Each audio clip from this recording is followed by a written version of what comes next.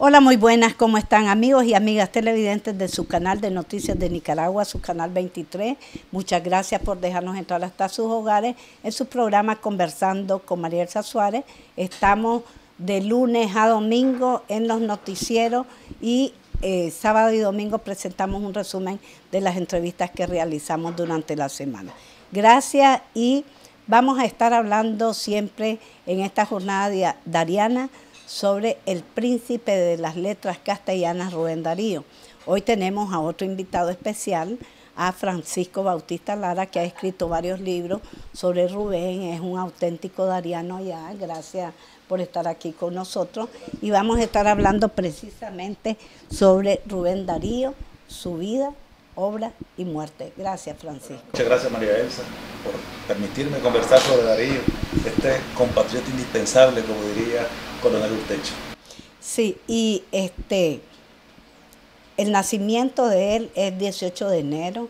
Hace poco hubo muchas actividades en honor a su mamá, que era una partera. Esa parte pues no la conocía mucho. Así que podemos hablar de su nacimiento y después de su obra. Sí, bueno, el 18 de enero es la fecha del nacimiento circunstancial y accidental, diría Darío, porque si ustedes recuerdan, Darío venía de León en el vientre de su madre, Rosa Sarmiento, y más o menos habrá sido un 13 o 12 de enero, la madre toma una decisión difícil. Y habría que ubicarse en ese contexto. ¿Cómo es posible que una mujer, una madre, que le faltan 2 o 3 semanas para dar a luz, toma la decisión difícil de abandonar León, abandonar a su marido y salir en una carreta para la zona de Matagalpa? Tuvo que haber pasado algo complicado, algo difícil, algo insoportable. Y porque si recordamos, ella contrae matrimonio con Manuel García en abril de 1866. Entonces, para principios de enero, parece que esa relación era insostenible. Dicen que Manuel García era parrandero. Sí. Y parece que la relación no era buena. Muy buena. Y hay que entender también que ella tenía 23 años y el marido tenía 46. Es decir, le duplicaba la edad. El mismo Rubén Darío cuenta en su autobiografía que fue un matrimonio forzado por conveniencia. La pregunta que surge es, ¿conveniencia de qué? ¿Forzado por qué? Ahí hay un vacío, una imprecisión. Pero independientemente de las razones por las que el mismo Darío dice que fue un matrimonio forzado en su autobiografía en 1912, indudablemente en ese periodo entre el matrimonio de abril de 1866 y enero de 1867, esa etapa no fue una luna de miel. Esa etapa fue conflictiva, la relación con el marido fue tormentosa. La mujer, me parece a mí, que sufrió en ese vínculo.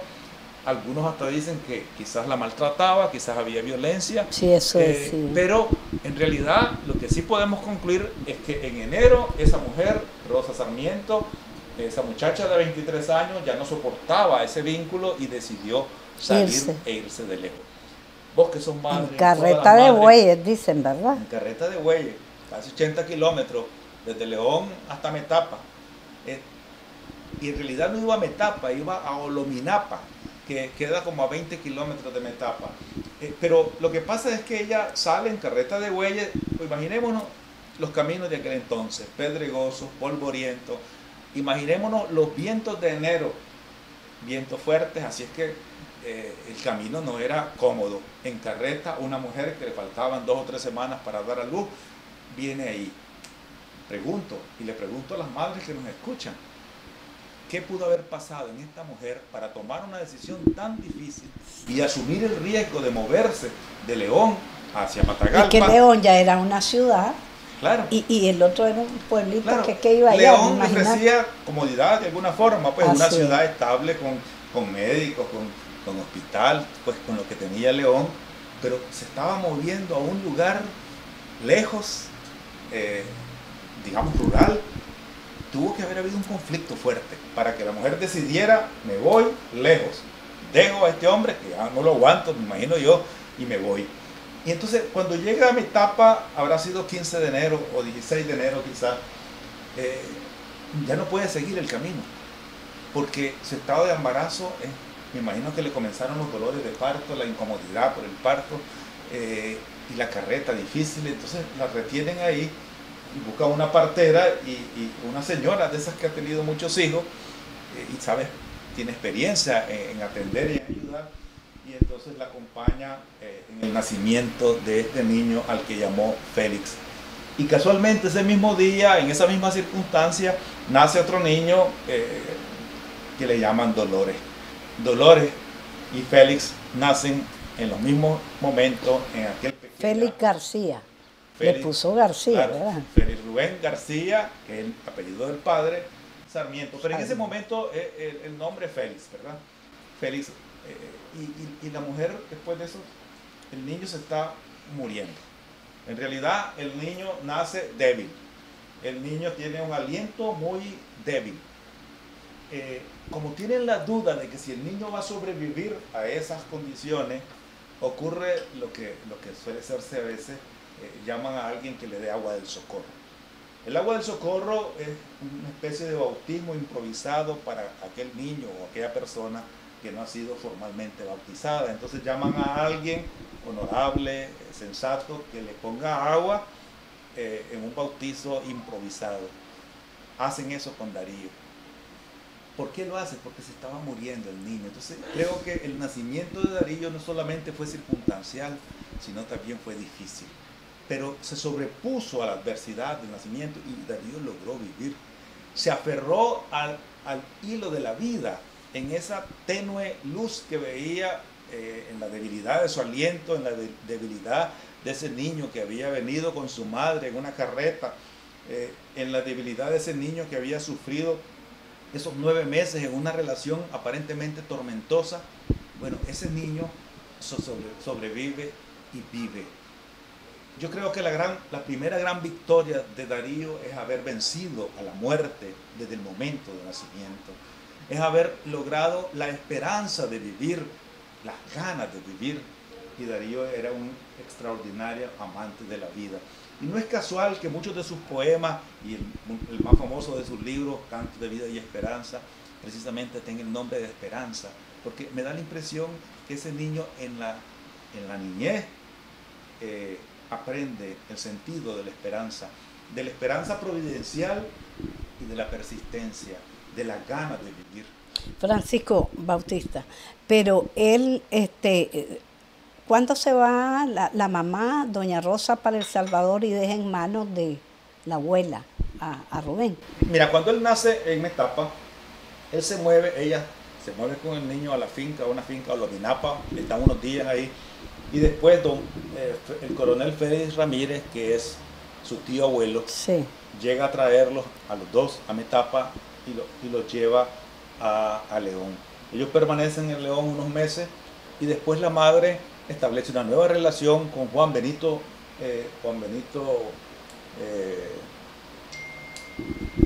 un hondureño que estaba hospedado en la casa de doña Rosa porque era estudiante, y Juan Benito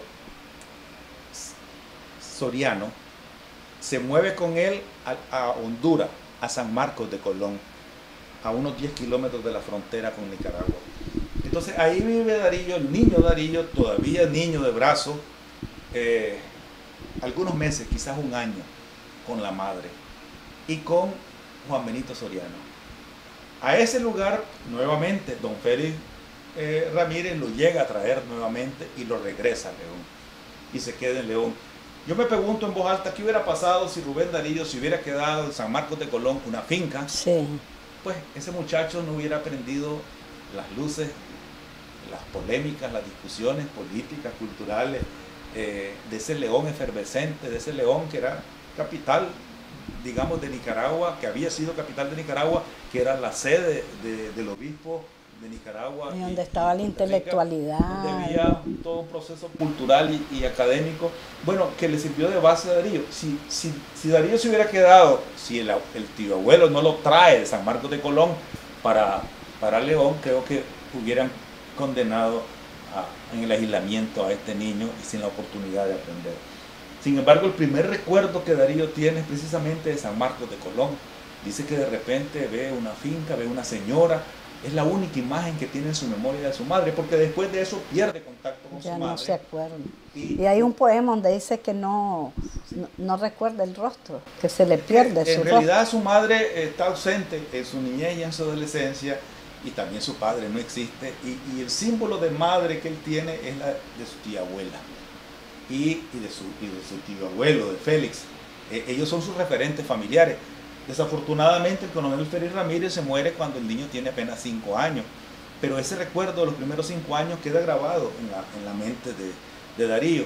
Y a la madre la vuelve a ver 2 décadas después y le dicen, ella es tu madre, y él no tiene idea de que es su madre. Dice, una señora me abraza y llora, y él no siente nada, no percibe nada, no sabe nada, porque esa ha sido una señora distante. Y tampoco él, con el papá. Su papá Félix nunca, García. Su papá nunca, Manuel García. Nunca García. Hubo contacto como padre. Vivía en León, pero no tenía idea de que había un vínculo de paternidad con él. Para él, cuando le hablaban de su madre, se refería a su tía abuela, y de su padre se refería a Félix Ramírez, que son los 2 referentes.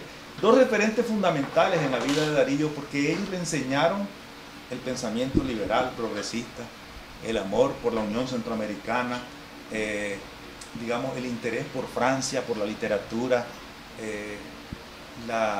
el conocimiento de la historia, las dinámicas esas que hacían en la tertulia de León, donde llegaban profesores, políticos, militares a hablar a la esquina de la catedral. En las 4 esquinas, más bien en la esquina opuesta del Colegio La Salle hoy, ¿verdad?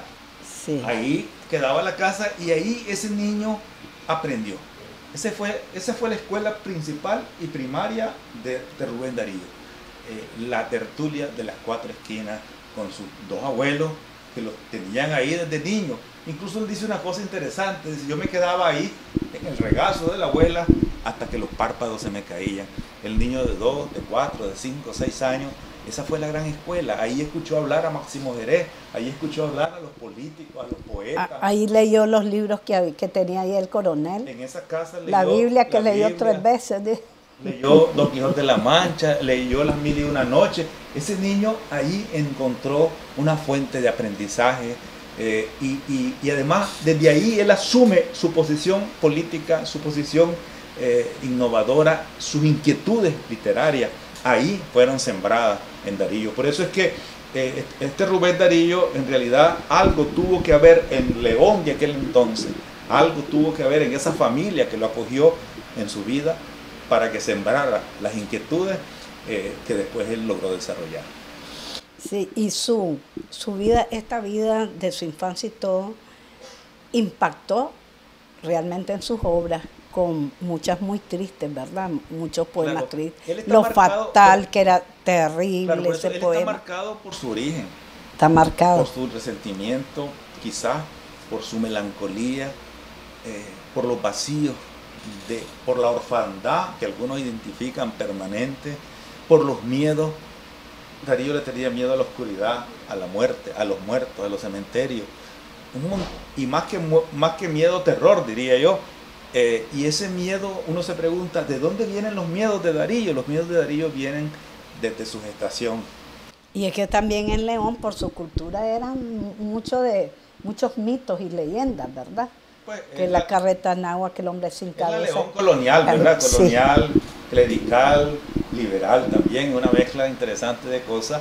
Y ahí Darío absorbe, pero yo creo que los miedos... Y él vivía en una casa grande solariega, ¿no? ¿Verdad? Sí. Muy oscura, donde el coronel. Claro, y en ese tiempo no había luz eléctrica, así es que todo era candiles, y no había radio ni televisión, así que todo era reunirse con un candil para hablar, para platicar. Le digo a Julio, te podés imaginar de un Rubén Darío que trabaja seguramente con los 2 hemisferios, un genio, ¿verdad? Ahorita con estas tecnologías, ahorita con esta inteligencia artificial. Bueno, fíjate vos, sí, Rubén Darío fue, como podríamos decir ahora, un efectivo influencer. Sí. Fue porque impactó su tiempo a todas las generaciones de aquel tiempo, no solamente en Nicaragua, en Centroamérica, en América Latina, en España, era un influencer. Imagínate vos ahora que ese muchacho se hubiera montado en las redes, es decir, hubiera sido, no sé, el top de los influencers con YouTube, con TikTok, con Facebook, no sé qué. Pero bueno, eso no era conocido. Pero a pesar de eso, en los medios de comunicación de aquel entonces, Darío escribía prácticamente en toditos los diarios importantes y las revistas importantes de la época. Todo el mundo se peleaba por buscar un artículo que Darío escribiera donde ellos, o un poema. Eso hace una cosa importante, su obra se divulgaba en todos lados, pero su obra es bien difícil reunirla, porque está muy dispersa. Periódicos de México, de Estados Unidos, de Centroamérica, de América del Sur, de Europa, revistas que lo publicaban, pero que los artículos y los textos no están. Y él dominaba todos los géneros de la literatura universal, todos los géneros periodísticos. Él fue el periodismo moderno. No había periodismo y él hacía unas crónicas increíbles. En realidad es un maestro y debería haber unas cátedras que se llaman Rubén Darío en los estudiantes de periodismo. Exactamente, y de no ha habido. Eso decía que debía hablarse más bastante del periodista Rubén Darío, porque Rubén Darío vivió del periodismo, porque claro, a nivel diplomático casi no le pagaban, bueno, no llegaban los cheques. Ese fue el oficio que le dio de comer siempre. El que le dio de comer es el periodismo. Las crónicas, ahí recibía su chequecito de la Unión, del diario La Nación de Buenos Aires. Dio cobertura a la Revolución Mexicana, por ejemplo. Claro. Interesante leer las crónicas que hacía de la Revolución, que es lo que escribía. Y vos sabés que él estuvo en los procesos previos a la Revolución Mexicana por una razón circunstancial. A él lo invitan a participar en el centenario de la independencia de México en septiembre de 1910. Va de delegado de Nicaragua, pero se da el cambio del gobierno de Zelaya y cae el gobierno liberal y ponen al gobierno conservador. Darío viene en barco desde España, en el camino se entera de que ha sido derrocado el gobierno liberal. Él le dicen que ya no vaya porque fue delegado del gobierno de Nicaragua, que ya es otro, pero él decide ir y llega a Veracruz. Cuando llega a Veracruz, la delegación, el gobierno le dice, señor, no puede seguir, y lo hospedan en Veracruz. El resto se va a la capital y le dicen que no puede ir porque es un inconveniente y el presidente Porfirio Díaz no quiere tener problemas con el gobierno norteamericano. Y la delegación norteamericana está en la capital, en los actos oficiales, y Darío es afín al gobierno liberal de Zelaya y por lo tanto su presencia es una inconveniente política. Esa realidad a Darío lo preocupa un poco y se queda ahí, pero la sociedad mexicana y la intelectualidad mexicana se entera de que Darío está retenido en Veracruz. Y la razón es que simplemente el gobierno de Porfirio Díaz no quiere entrar en problemas con los gringos, dada la situación de Nicaragua de injerencia norteamericana de aquel momento, y que Darío representa al grupo liberal que ha sido desplazado del poder político. Entonces se queda en Veracruz. Entonces comienzan a hacerse de manera espontánea marchas de apoyo y de solidaridad a Darío en Veracruz. Y también hay marchas y manifestaciones de apoyo a Darío en México, con el rótulo "Viva Rubén Darío", Estados Unidos fuera de Nicaragua, etc. Y Darío no ha dicho ni una sola palabra, solo está ahí, en Veracruz, presente, impedido de viajar a los actos oficiales por una actitud mezquina, diría, del gobierno mexicano. Darío se queda ahí un poco más de una semana.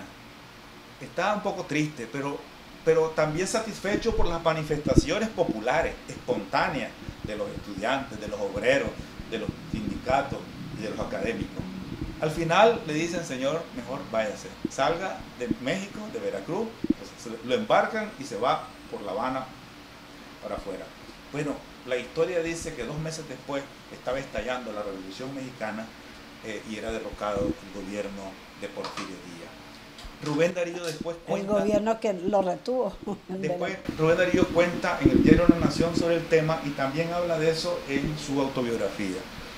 Incluso algunos analistas políticos mexicanos y de otras nacionalidades dicen que la presencia de Darío en Veracruz, que fue uno de los focos principales de la explosión revolucionaria en México, fue uno de los elementos que exacerbó los ánimos revolucionarios en México. Increíble. Eso para decir que un dato que no conocía. Solo la presencia de Darío, una presencia digna, una presencia, digamos, representativa del mundo intelectual. Cuyas acciones del gobierno provocaron una protesta, claro, en la población. Y algunos llegan a afirmar eso. La presencia de Darío fue un elemento un detonante que contribuyó a exacerbar los ánimos de Veracruz y de México, en el que desencadenaron la revolución mexicana, que fue la primera revolución del siglo XX en América Latina. Interesante, Francisco, ese dato, pues realmente yo no lo conocía, muchos seguramente no lo conocían, pero bueno, Francisco Bautista Lara